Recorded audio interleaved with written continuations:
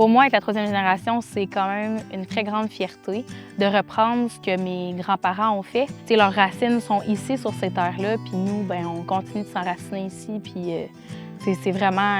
c'est une grande fierté, en fait.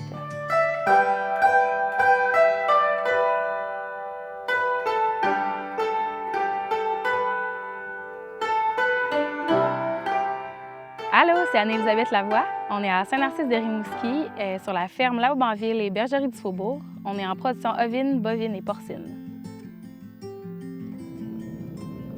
À un moment donné, j'ai passé comme en avant de la ferme chez nous, puis je me suis dit, est-ce que un jour je serais capable de dire ici, c'est plus chez nous? Puis la réponse a été non. J'ai décidé d'aller au DEP en production animale à Montjoly Métis. Puis après, j'ai décidé de m'inscrire finalement au certificat en production animale à l'Université Laval. Puis à ma dernière année, mon enseignant, Roberto, m'a rappelé pour me demander si je voulais justement aller enseigner avec lui au CFP à Montjoly. Fait que j'ai accepté, évidemment. Fait que j'ai jonglé entre mon certificat, l'enseignement, puis la ferme ici pendant 2 ans de temps. En 2024, j'ai décidé finalement de revenir sur la ferme à temps plein. Petit à petit, mon père m'a donné justement de la place. Ça n'a pas été facile. Il a fallu que je fasse mes preuves, que je gagne sa confiance aussi. Donc c'est à ce moment-là que j'ai décidé de prendre mon téléphone, de trouver un éleveur de taureaux à Lobinière, proche de Québec. J'avais 18 ans à ce moment-là. Je suis montée à Québec toute seule. Pour la première fois, je conduisais le trailer. J'ai choisi là-bas un taureau selon sa conformation puis sa génétique, ses papiers. Je suis revenue ici avec ce taureau-là, il y avait seulement 1 an. L'été ensuite, je suis allée à l'exposition agricole à Rimouski avec ce taureau-là. Il a fait grand champion interrace. Puis les 2 années suivantes, il a encore fait grand champion interrace. Je te dirais que la moitié de mon troupeau ici maintenant, c'est de ses filles.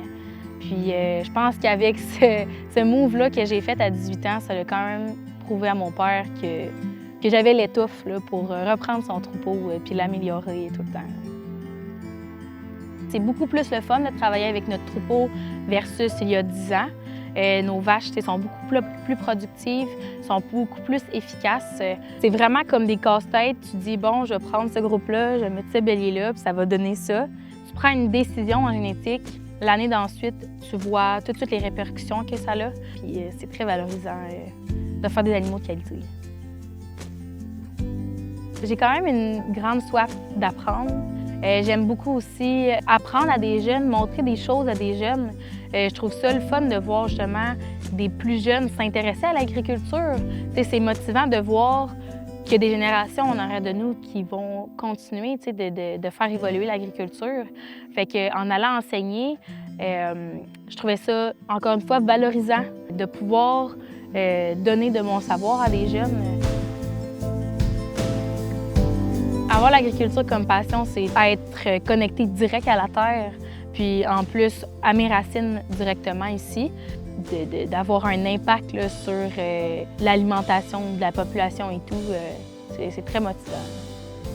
Si j'avais un conseil à donner pour la relève agricole, justement, ça serait de foncer, de s'entourer, ça serait d'ouvrir ses horizons, de ne pas se dire qu'on est toute seule là-dedans, on est des milliers de pères de jeunes à reprendre des relèves partout au Québec.